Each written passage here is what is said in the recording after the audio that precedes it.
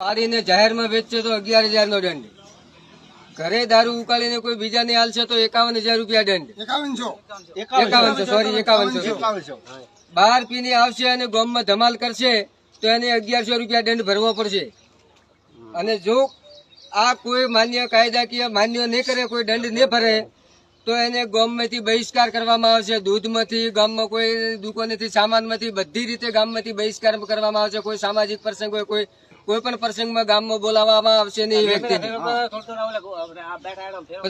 ગ્રામજનોની હાજરીમાં આ કાયદો બનાવવામાં આવ્યો છે અને ગ્રામજનોને કેવું નહીં માને અને જો કોઈ આવી રીતની હરકત કરશે, કોઈ દારૂ ઉકાળશે કે કોઈ વેચશે તો એની કાયદાકીય કાર્યવાહી કરવામાં આવશે. કાનૂની કાર્યવાહી.